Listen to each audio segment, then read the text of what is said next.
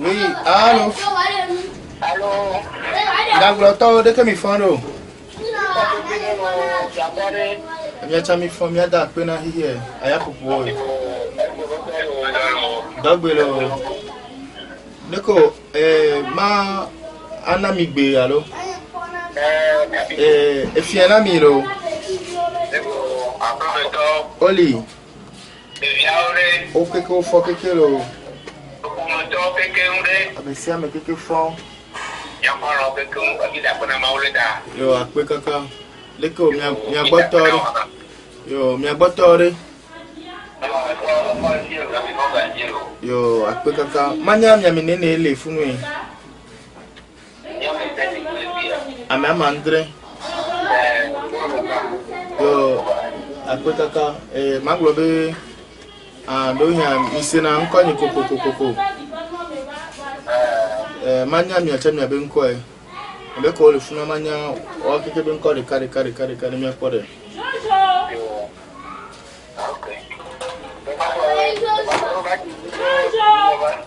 Fa. Nya broto doji. Okay. Ape. Ah, et toi wa? Ta ku vi ape na mi kaka. Doji janam. Akasu ya o mo pe mo. Amene boire.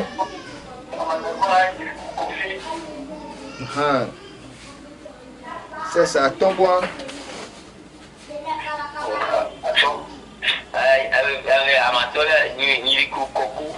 Niruku koku. Yaira. Ok, Deliare.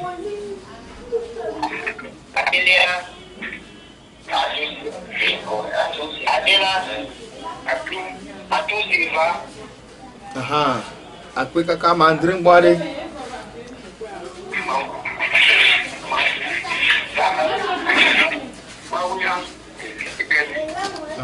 Akpe na mi kaka etoni o fofoni o amelo ame o ndogbe na mi ngata akpe na mi ziri kakere o. Ayo akpe kaka nya koko nkoni ni kuwonu edem avec ni jojomenu fiola ebegbe koko misena ba egbenye amila wo ebela nyo miacha miagble nunya be sidije ado anyina miabe jitime bio bisia yo akpele mlo ko ma so gbe na mizire kake deke mi po be miabe nsoso nuka enyi nu le do viti do mi ye mi di be miate nkoku ne mi ale mi anono ko mi asoro mo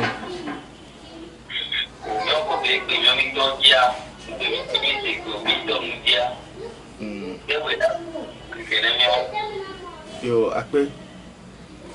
maglobe sibede kejeji kokokoko alo tado dinde le miasi na e miachami le wo miabe me de dedo le miabe agumuto me mi se miabe nko yibe mi dibe miatro bubola yi miabe akpase gbo alo miabe henu e hade le oyona le miabe denigma ni be africania oyona be sankofa obe Africa vie nenye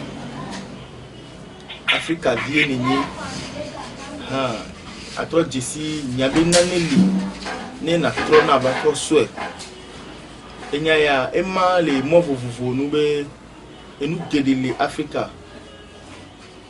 va pas que Victor et nous mi dibe mia alene amegbeto pour me vie de sia de ele ni amegbeto be nyenye mi besoin mi hia be mia honde disi mia nyinde to mia so mia lokena de kengboye mia tem asenu ko mi dibe mia agbo kakea mi di kokoko be nyenye ke la gbeto mi tovona agbetobe alondondon agbetobe adami agbetobe edokeme ya e monde leke mi apolu pokele mi me pokele mi me e be tado dinu ni ke tututu le mi asi enti ni le ba radio dilo Voilà. Mia beta do di ni be mia ba fiomi vodu, mia ba fiomi procédé, mia ba fiomi nkede awo. Enwa ezube enu ewo mi bu mia be nyenye mi ba so mia ko so na di khosiro be mia tin po nde mia du alo mia tin po dijo popo de gakia eglo le mo nu ko. Donc mi donc mi to go be ko tunya o berigbe mama mo be ko tunya o berigbe ya mi la po be to gbo anu sike no asi bayi ye agbejiji ke o nu a egbe ya ni bi nu o hian mi gbogbo re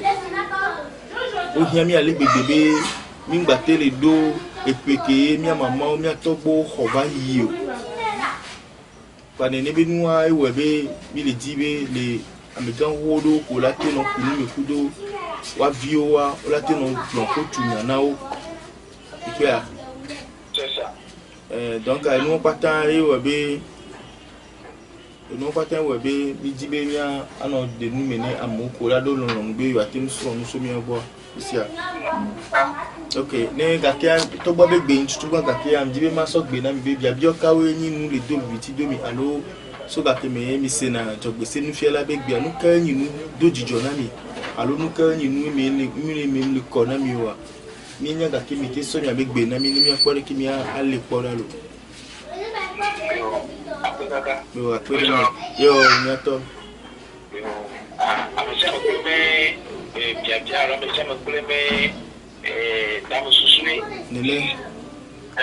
wale ya kwanya lui fait ou ni pour ni comme il veut que mi ani pour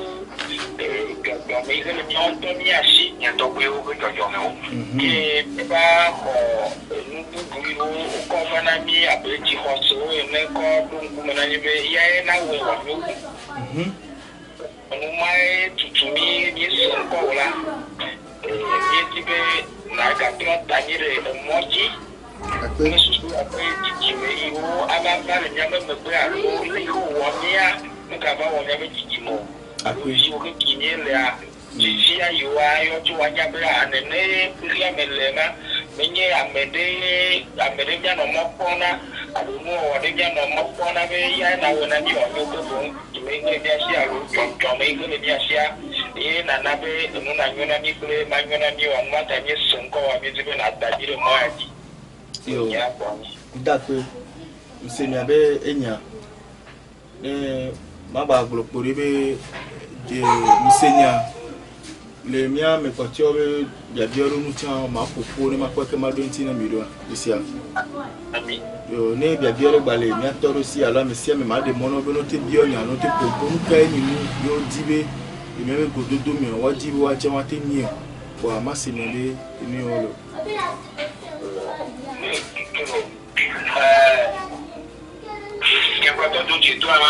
yo ha mais tu peux regarder premier pour moi je vais aller que les appels au donc on a nos ça va d'aller le forum je vais vous ça va voir sur le marché va donc je vais le mot on va d'aller bon imagine moi donc je vais être là là parce que c'est ça à vous regarder au soumis le yo toi il va regarder que c'est nene on kata yo chakani e mi so ko la e ya tu mi a lo bo be mi o ha mi a se mude me no mo ina da mi to na da mi to ro yo akwe kakanya to asiki o po ni togbo be henu asiki o ni kafa o ma gedo ebe ba home aho ebe ho ba home yo ma pa asiki kejo ma na ni ro neni be gba ni ebebe ko e o so tu akwa kekecha no do ahe me ora pazi pere kokokokoko la na yin leji ne gba ni ahwe zingli alo egbe mi alo roba o so tu kwa cha ora po azipere kokokoko la na yin leji e o na be azipele amesia me ba home azipe la mesia me ba home ni togbo be hen alo togbo be enu do ani mi ko be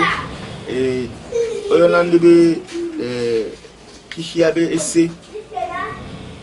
epeo Africa basé Iboa, Jojomene aussi la loi de maths. C'est Jojomene serré les pieds, n'y a pas beau, n'y a maman au saumon et puis au welle, ou bien Didignon, le dodo, et ou bien nous que yo ka ekatonao, yo ati tonao, yo ekpe tonao, yo aya tonao. Il est sémère. Elle avait tobo ono gbedina kifia. Egbedina nona kifia webe ke tobo pompo la zikpe boa. Azikpe asegbenao. Ko pompo le toboa et to segbenao. Ko pompo le atiapu boa, atiapu segbenao. Donc et nous pas tant hihiabe sedi wo mais nous sen que la gbeto mea. Chana kudo hihiabe nous sen yene agbeto blonia e pona me baba. Donc les asipebe côté on nyanya wa asipebe nous siambu asipebe nous senle voilà avec là nous asipebe nous kadede que là nous ya kudo kihia be domea yene mvalewa bitebe wo comme que me la wa asipbozi alors fale asipia go gakia et de que me pour de kwento ma beme me ko bibia bifia asipia gbo yo na togbe ko paton yi ni gbele ko me wa me asipia gbo yo na ole donc asipia ngoli obe huntue ngoli obe akodo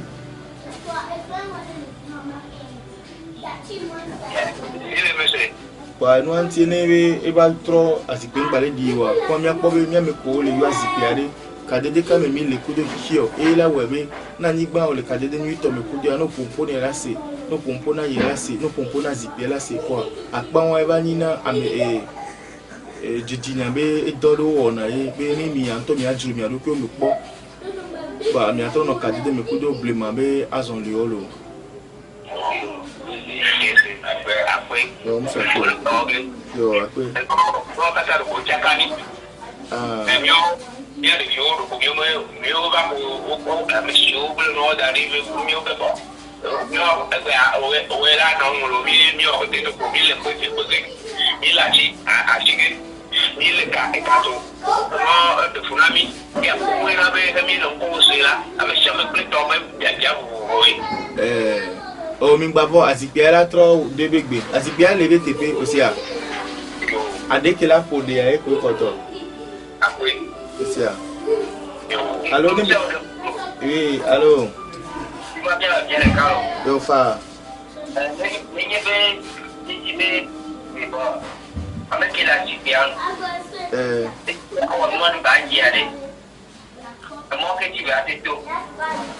ok après opobe azikpea nusenu de beni na be agbeto obline ningba ni lanu enu cha agbeto obline be yate no nusen alo togbo ba alosenu laissez moi elle si bébé oso wasa me so daro pour me be anigba nu alo ayo be mandataire donc dudu le funu dudu abe wo le godo me wo be amedo nto o di azipia mi azipia e tian o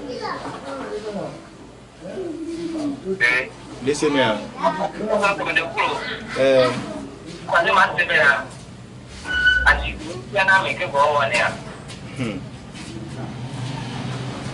asipia chana me asipele na me yo gbona le modo nu be asipito nya me ya afi ba asipere bi nya le nti ela ba wo nti do yo na ba asipito alo wo komo ani o so do asipere nu be la ba no akodo ba asipere nu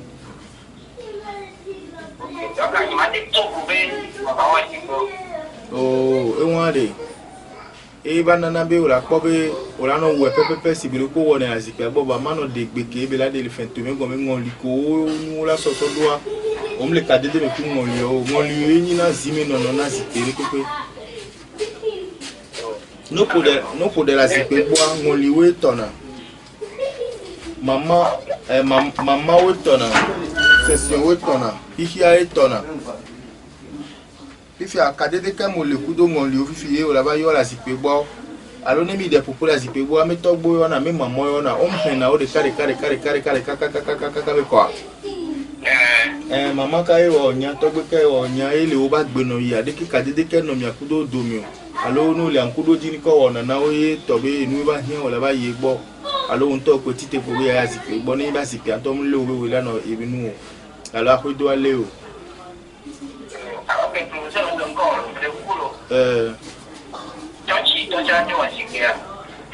zipe ele church itola te wa zipe eso church kebele ya gbo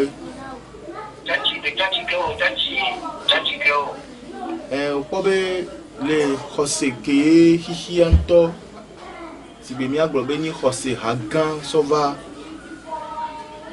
e hagan ki o so Kristo ava hakinto so Kristo alo aso so ko so Yesu be ni ava Africa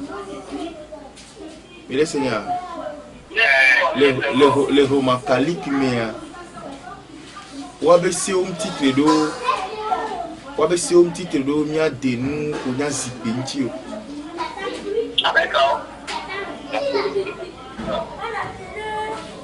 laissez aller ndele nuame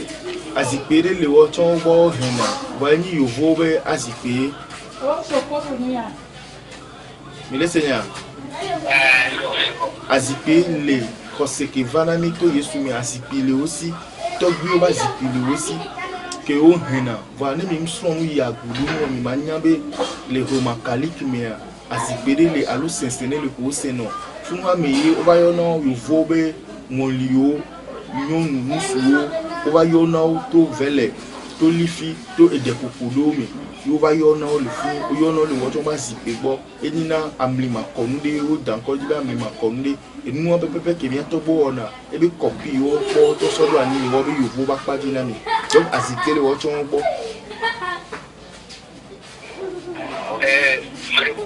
donc ane be amelila no church la be wasipia la do kadido ku Roma catholique be hasusua vanini be Jose hako jaglan le wolo ko sinu oni akla jilao ele semia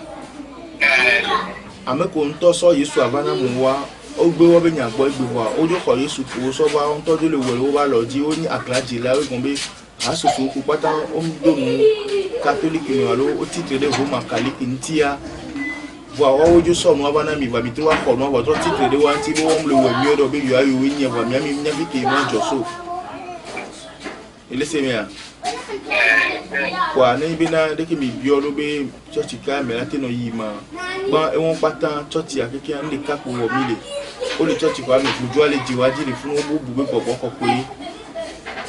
gbogbo ale jiwaji bu gbe gbogbo ko pe gbogbo ya wa no le la mi na o le de ko so le fion ko won to le wa tan le wo tukara e be ko be kasi gbogbo anti wo so na si be ma o gbe gbogbo alo nde kaka e le jo donc le nyonyo mi ko ni na no nyabe enu ko so da le church ya be na mi am to bu na e kele mi atobo ba homo okay akona ka lo so ko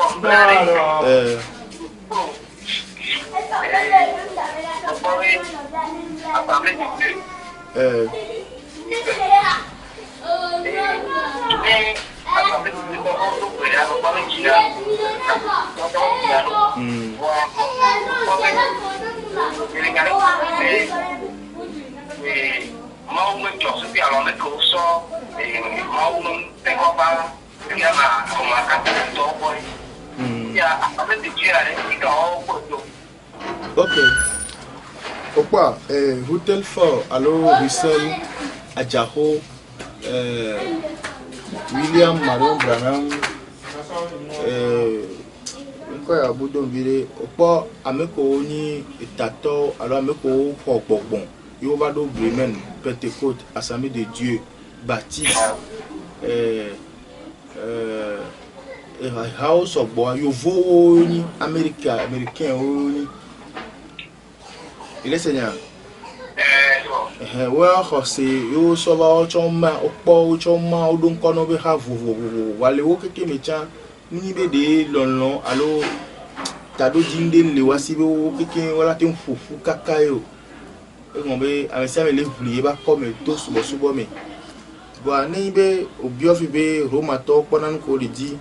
Bremen talk one, a Catholic talk one, a Pentecost, Assembly de Dieu Baptiste talk one. Nibe ekoko tua ele seigneur nibe ekoko tua ele dinao nous que les lamenao et dit que les voici kudo gbọgbọn que les lamenao ku didi que les lamenao yo le wo mti doa e me nyona que o le diabète akpado vananao o le se mea va comme ma ou ben ko yo comme ma ou ben ko yo do di aye que ngbo nu ko le di o va po ya o la se so na ma o China, et nous, donc, si les peuples les lamena gbeto, kafra nous kenti agbeto la pente côté do. Et les dinde, va nous kebe les dia, et bébé il a quoi le ma ou bo. Ne do chochi kwa ame ade la gbera. Ne ma ou la wea, mi abela gbado gbera gombe, nous ki les dimine ki me beba ma ou nye. Et mi chochi kwa me bela yi tian kembe ni ma ou de la dina gbeto. Et quoi de nous?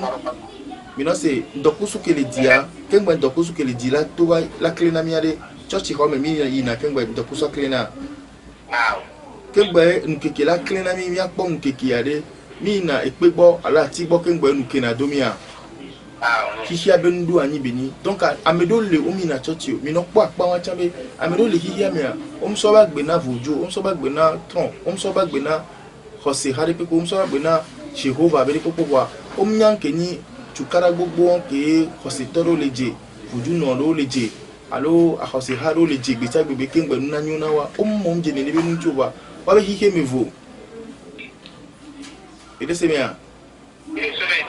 hosi ande benyi so blemi ave sesele la mo be ni miate npo village miate npo sola de miate ide agbe ma voa mea e yo so don la mena mi nti ona na mi be gbedo kwa me pomila yi fifia le wo be nyado gbogbo nu o le na mi le nyabe enu ameme belebe ma wo mu le gbedo koko apeto chukuta lo me kebo e la gbedo de pepe ni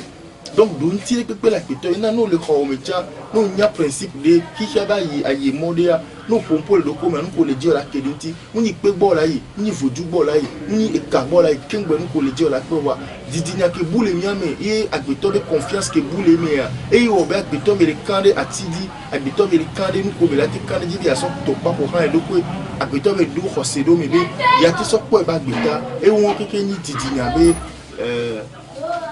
si be makanda me doko di gombe e mo hun la me anti ala me angba le kande doko di be nyabe inu ale mi we na be la be no ji hon na me de be oni we na alo amede da ba we na sino ale be maude le fuju de le dina ni be fuju agbo la ke ngba no ko le ji ola pe e la dina be gombe ijoku da gbeto ni ma unya agbeto pata me wola na me anyi bebe vita bebe via de hose ha me be le o le pon ke be le di ale ya kafra ne amedo mi dina handicapé do de video mba nona de ke mi dibo no no ro aba wa cho pon na gbe nona kaka umte po na mpo umte se na gbeto bi ko nona kaka sino dina vi otro jone. Donc il y a ces hia gomebe chochi kudo enu khofa beni ni nu jokuda gbeto yo kafra ya to bo obla na ceinture ça ma trivi e kao so sana lo be nu aji a nyonu miam no ma o cha meni no we wa vega ceinture le no da Jaffa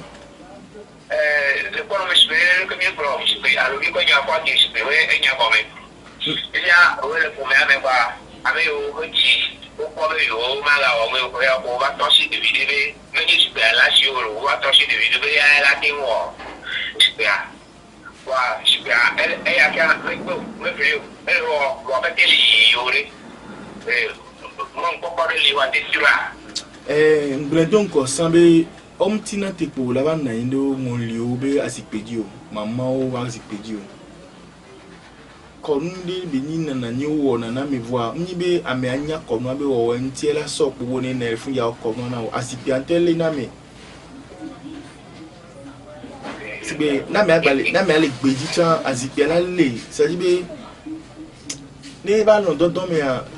o era no pa asipi won kaka ne ba to be ayi se ne chan o la tene be no be do la no asipi nu pe be asipi le la ho me ni ba ni be no be pepe jesi won pepe mu de funa me kaka me be no asipi je me nku me kono wa kan wa me nya be nya o ba asipi nu e be no e se le ke eto oni eto de bo to ba nusu wi oni ne eto musibi fia e be do view ma ke ba no asipi nu be nusu oni wa so forcer so do te pe ke su be ale to be ahodo te ya enyi afode de ko de ga popo o me de ame mate no asipi nu ni to go che alo mo li o che donc ni wona de le la nanya ko la ya ayi nglemi Ola to yo ko me ba me sission wa da lo temi. Ole se me a. Enina agbegan hola yi adami wa da lo temi. Wa da lo temi. Nkekere kare ka lenkeke wa da lo temi ko bena de enyade le ngoli aussi enyade la asipia le kepe soa wa so me so Ghana ya wa so me so kaka e sokodia wa so me so kara baba bio nyade ke manya nyade ke kuri no ancho ba ne nyade le just ka ba mi na se ngoli obe alo le tike o le bio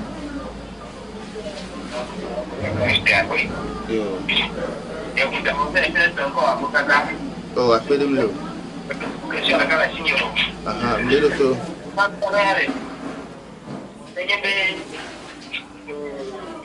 Mama Borelli, alo moyen de do on de wana mbidina nao. Mo ke tinya bitu aka nuna no dina mo. Ko be gado mo wa amedo on to ni mbidi na do pe donc amerique mo ma ke wo na o ba di sauf wo on to la wa 3 sile wa do kwenti nu nya mede la we na wo. Ba ne be o mu ni o wa o la so ado pe so no di sala amerique pe di be ni na yo ba gbe me mo ba nyu. Ile se me a. Donc ani be le ni ame ani jijo enu wo pe yi egon be gbongbon we donago. Gbongbon we donago. Ni be ame a mbe le kadede nu to mo wa. Ele ya fi de pepe a hodora no de fune be me pe ntom da so amadama di ne be la pom ke be le di le mi. Donc à nini ba me wa ne jagba ba yiro ko mi so kaka be di vi mi kia enyade lebe didinya me so kaka ebe di vi mi enyade lebe didinya me donc enyawa we be ni ba do afiri na yi ameri gbo be no wo ne a manu pon jejele nti o kwa ni nto yiro ko mi bi so ama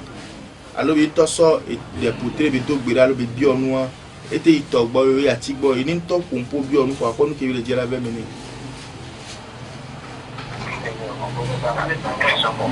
Ese me donc don ti kele na ame on sambe biato gboa e ka ko sobla na atawi egbe o ceinture na mi ba ceinture ke o le to chen gbe ani be oble la no wu elenville a litomeno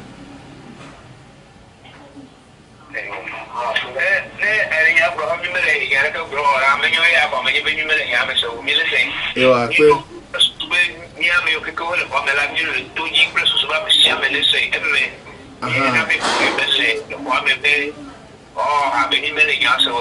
yo akwe kaka kom ni be le blame ya me amandre pata e ho mi vi wa mi tro sa me ma si ke ya ave vi kwate om do gbe na lo ba nyon de pe le nya do mi o kwa dogba lo pom le o tro ya wa kwe kaka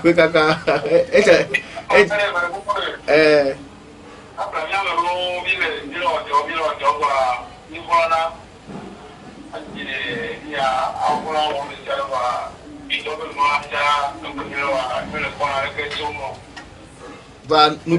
bien lenti wa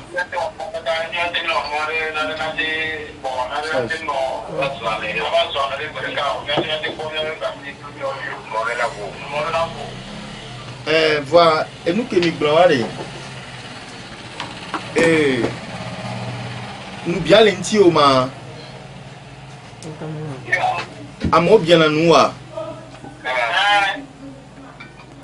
na amo bien na nuwa yo le gbobe le onde mle mamle onu ya na yo kweta wa mbena le ameke popo fifiare le bien sebe nous bien amo bien na nuit ma amo bien na nuwa o pare chena me amente plene ese me ta fla chero neni be mi tele titere mi ma foji mi le woto a mi pona video le me alo ok belele le ntol le mi asile dodo de nu mi le na bena video alo mi glenenti ya egombe amedoa ola tin po no to igbola te po kotoko amaton ala mene ba kon bo nyabe dok yo le wa yo le po gale mininia odo tepi oko no we ko gapo so ne dona alo ni bo ojo ne oro si bo so duna ayo alo so duna go o ba te na o ba jan bi to chon le gbandi ife ola no po mo be la ba no na yo si yo la no le kutuka me wo no go ba kengbo yo la te ba no bo kutuku ve gedodoa gam ko neni be mitele woto bienvenue le tout le mi ba gbo mi le pogbo fe be mi le bini go mi le économiser apa won mi do la po apa won fe na mi kengbo ni mi la ba mi do gbogbo mi ba paji alo mi ba mi do gbesi ba paji ye ba mi do efende ke o le do hihi alo le tu ye nu o le no ni ya bi ya ba mi do wa paji kengbo mi la ba po be na de ka franc kisino nu o ware mi ke ba lo mi o le ko do eteni musuke olea ola odo la sokole muso ba lo mi ola odo la sokole nyo no ba lo mi pa nu pata cha e wona be ola no odo wa ke comme o mi agirant so wa ola no po bebe le odo wa yi ndo biere kale gon mi olo laissez ba bia nya ka fure nya ma kun ti be le menele be amale dare wo alo le ka ka no me le ji de do re na tingi e jo mu se le alo a me me le a mi afuru alo ni do wo le aye me de mo wa alo me le la mi anjia pe ela tenyi gbogbo me be nu ko mi gbon ni ve ko va dongo na nya so nya be ni gbogbo me nu dongo are ki ami ali po kotoku ve gbere ka le va ho me are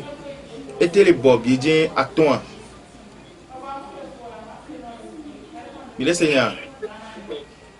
ken gbo mi da ba do tepe ke o na be gbongbon ki to le nti la be dododo mi bi ko be ame o do le tu fini voir kaka be khoga e do khona ga ya va kaka la gbo ba ho me ya muni be ga de be buna le gomene yo negbe gben we plenu ya pa susu la no vani kaka gben plenu ya pa susu la no vani be ya no sen e wo ne be ame ngba ba kpona jake be kho e gon be muni be gbongbon de la file de dégâts le gomene yo ro va intom do objectif de pepe dodo prikpa de so de kwentio kafran amero dana agble ane bin ku ona wala tipo kutukwa la fama ton le agble ko da mi faro bo nya be na po gan ayo pa mo so duna mi nya be ahian po so na mi nya be enjo dura me apple portable gan e pa mero so na neni be olim kura pa won ti o po le ti na me be ndi pepe le yide dodo nu kengbo e be guro wa funu me yo va dine kona le jojo me anu be edu fene le fento me ya e fene be du kokoko ye na e nu om le ya ça fait que no ba gbe na le ni be ola no wodo e gala no ti amu nti you know c'est le si que amale wodo le e fe kola tu no le tu ni le va e be fin ele ti amu nti ne wodo e be gala ti amu nti a fu mi na no nya be ame ato du fene le fento me vois neni be ami dogbe kaka gbogbo kutukutu kala fareka dagbele gbokukutu kala fa maton xome ko be dero le gbenle dudu ami ti abi be na yede ibe ni o ma te gbon le fun be gbogbo be ni le wa mi won le ni na me mi senke gbogbo mi parce ami ali wo do le tu fini nke be so gale wo e so le nu aha ele do ayo e wona Misia. Donc mi o ke gba dine na mi la globe enu ya kele wa chocho be nu ele we tri me no o gble mama o la do o gble togbo o la do o to le nu ato e to le do nu gbana la mo nti donc ala no tu fin les filles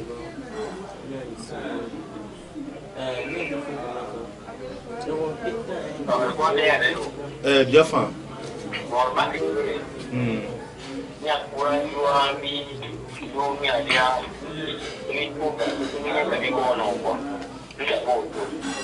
ko be me kwira sibe sika to me gavi wal ho yentenya na mi onyo wolo no ho alotin ge say oyone le mi obe fi obe tokpo alagidi aholu tokpo alo bon tokpo nini ça dit be sesere le zime na nini be nuva mi ma poelo sese makpaji yo Molin no de be ne hotel mkuru nti aye pola so hendo ko kaka ocha wala no kwa gbera no si no kaka to le ne pepe me wala no ntenya aye won po le po no fi aye la tenyi be no tufe na we gbo mandalo game e la kede gaji nunya la te we be asia de ke gbe amano de gâteau mbano zangal keke wanji o panu patani na ayire mama togbo baye so pe na la pe to be nunya do nti ke no te hin pa kike me la volo cha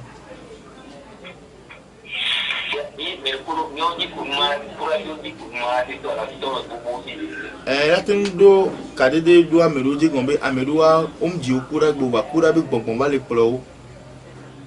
donc a nous beni o dine kike o pone si vere ke ngbona be mercure fifia le courant to je le epio alo le jojomi anu a holu topo alo topo ala gidi ko blona topo se nde beni mi la tenye nde ne mi se mi atogbo gbodo nko ni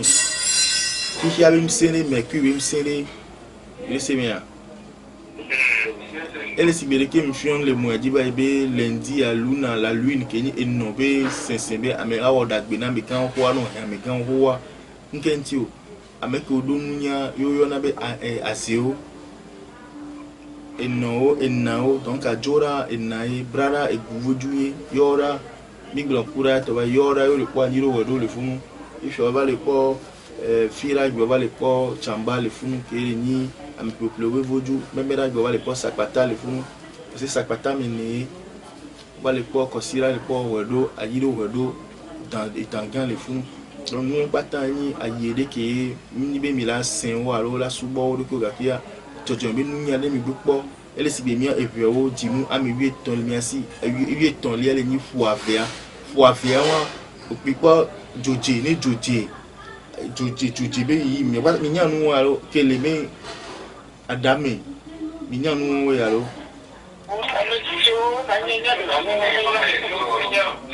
oh Quand ni so ben ke mi la so mi ate so jove et Giovanna Jove afofie damema sansi alom asia mi me anyonyo kele fuavia nu keke mi la pele re dodo nu sibere ke mi o epe o mi bro be ndi ndo efien ndi ndo wale efien egbedodo amene le epe aussi jinu amewi eton edu pata mi la sonye gomi do pere e wotri ya nko wona le wotri wa me ila no pele de karika kwa ela ni gomi do pere na pesu be jinu ke mi vi mi nya milanya sinon calendrier ke le pro mi wi vi ya mi mi e pe o be nsen o donc a vodada e be ni be mi o mi be tati mi be calendrier va le pro amu to do ya to bodo calendrier won ke ngbo ba ko e so wa to so wa do da mi o mi sia donc à moi gapo pour le capudo mi podomiti bla vevo efe quoi neni be e dia bia lo le a ni balance do da mi ankora lo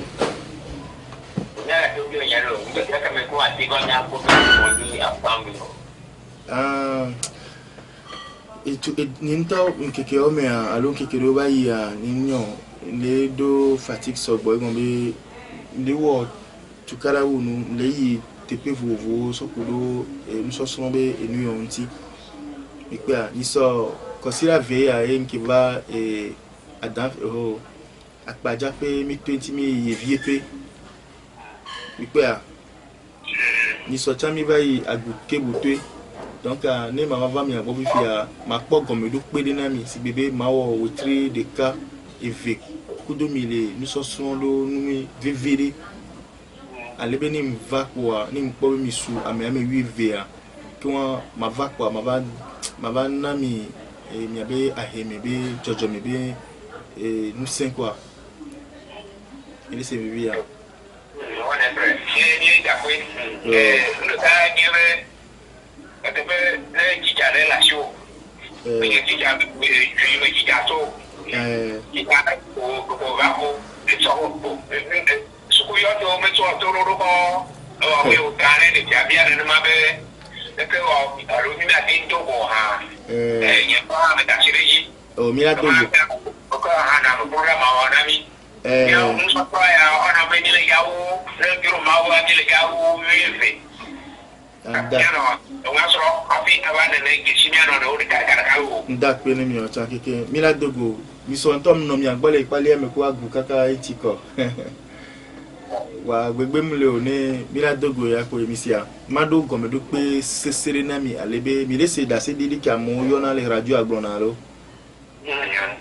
doy mira we ni be amedila we so na mi yo misia wa ne mi gbe le mettre no en pratique quoi ya no pora misia le todi ni bia bia ro chon le le todi mi bien fa ça je vais dormir bien lo keri no No, kaka yo le todi le senya be nyolo yo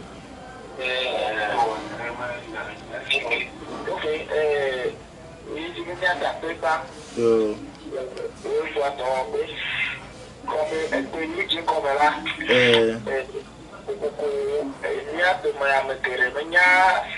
nuka tai ni fa tibo bo ba ke mi ba je nu fufu mi je bia o bia ko nji do kwa ye wo be amaru ga ji nyomno alo amaru wa te baba a kama nu idai ye ba be ya ni sushi bere kosira yi a na ne mi afara na uto na wo do de kure na nji aba ko do nya no ku ba be si be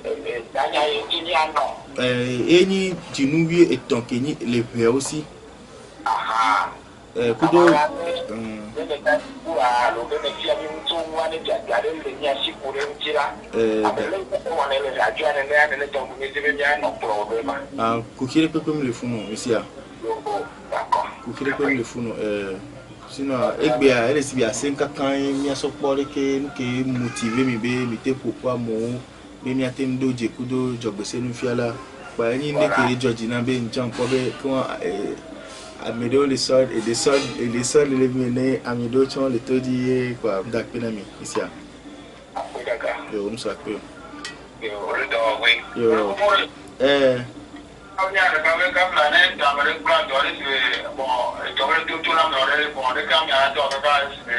aja ba ri ba lo to la ok okwabe sige kafran ndi manke na mi egbia be mi va siga me kwa siga me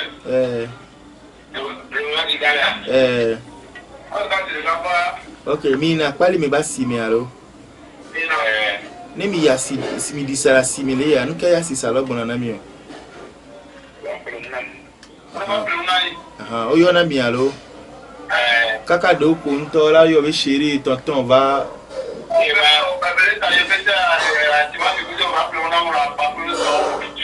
o ko be o la kpla do ba no nya do adidi wa era be o la no te pere ka be dom levo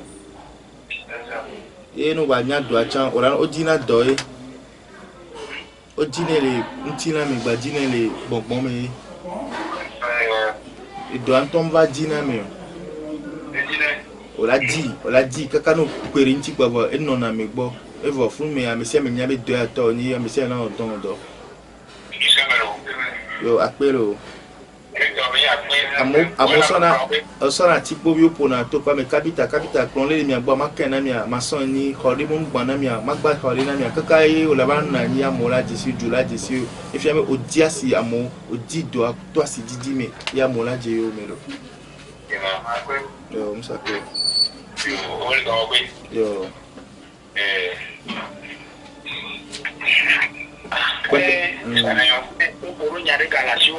aha apena mikaka to bobe nyinton kere po mo be pato minti la we attendre ma ke bo ku de migakia ma baso ya so na domise mi opatambe kafa mi domi anoki po be na de mi anto mi nu didi mi nyina mi anoki o ma mi se me a si bene mi le a mi de na mi na ikaka ba sura alors ni mi le kaka mi buri ye ndum ti kaka kwa mi huna tabe ye kojo che ya kere gbe mi na e san me na e re ke hiya ba troro ya e so ke gbagbona ela ba te ba troro ni ona ji bi ba te troro boji e won patan agbeto mi ko bele donc mi non hwana mi alo kwele e me mi no do mi alo kwe po jojo mi kire mi asia mi no pompo na mi alo kwe mi no yo mi alo kwe bo be ni mi yo mi alo kwe be kojo ano tornado ko no tem li yi ko mi tornado ko wa e ba ya nyere de fo na do agbeto mi ipo be ke mi npo nya mi alo kwe wa e na mi do na gbera na ma o ke o so ba na mi be Jehovah que mi ponya mi aloko ena mi dona gbirana Yesu alo mi la do gbirana Jose Mohammed Krishna mi la do gbirana mi la kan nu boji va ne va do afile agbeton to ba ko na ko yo iya ma chola so edo donc mi anya be fun mi agbeton to ba sinamli madonna edo ko le e won be mi anya be ni pepe ya agbeton ko me be le agbeton ko won donc ma so do aye mi na mi be mi o wa mi sisi o mi ni yo avi fait ko emini nyem sio nyem kwa hiye meditire o kakia jojo me be nunya ba ye le podo me na be ndole am te ba le blonami ko ani mi le ami no di mi adu kwele àwọn don mi ka fa ni mi diama la inu godo yo mi diama la le sio alo mi kusi dal le ntina ya mi ko be podi mi no bi me ko se ni kenti mi le ko be podi do amede le mi o me ke le santine ne be nu ni mi kusi la nu bien bien mais il kojo le musia amedi le lamenami le huminami et les hiasia ni mettez les dessins noir quoi ni mi le ani kafa jogbevo gbono jogbenyo gbono inu pa ton jogu dagbeto ni sere pepe no la te so pe jogbevo mo la so na jogbenyo bi mo na mi o pa tan o pe zona mi le se bien ni zangbe doya kwa nkeke lingbe dominer ni ngbe ki pasan lingbe dominer ko ni hikal e dem vana ki ngbe vano papa to zona le juye donc didinya ko beni et amebe to be anya sam yi ko mi ça dit mi so ko be yo mdisi Yesu mdisi ma wo mdisi vodu bo be na de mi so ko be yo disi ndokusu yo disi anigban yo disi aya afi ça dit bo be na de ni mi hian ndokusu ma hundo mi adioma ni mi hian yare aya ma ko do mi uma ni mi dira mo anigba ma ho mi uma e won pata ni nu si dedere ke ma tem so fura ina mi alo ma so blame be etonyu hihia e ko ni mi amebeto mi alo ko ma jisia e webe mi va le kan de nu bubu oji so mi anto mi alo ko mi va le bobe mi gba le nyabe mi anto mi la tin wo e pe a kafra ne ke ma gba dina le pe ja nyun gbe la gogo nu suke ngbe wala sebe obe abe sokodo bi pe a atire pe la jatire ji ora yu ebe apolon ala zipi bi pe a vraiment pata agbeto be nu nya ko be ni donc si jeje kele mi ansire ke kafra ne mi so pacha lo mi so kojo mi da gangbe ya mi nyana de ki mi la tin genro allo pe susube pacha yi ngba ba jafoji na mi o e won pata nya san kwa mcha Georgina be te kan sin vide ku domi ba ne be mji ma ba na mi ti ame ve ame yi ko va ni nya de le watch on si ame de mono watch on te popo alwa te do be na mi cha fa e cha na nyu ni mi ate mo telefero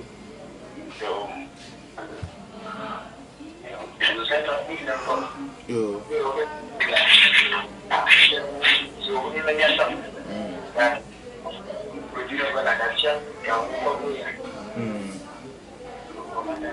yo ndakwe ni mi o chan lo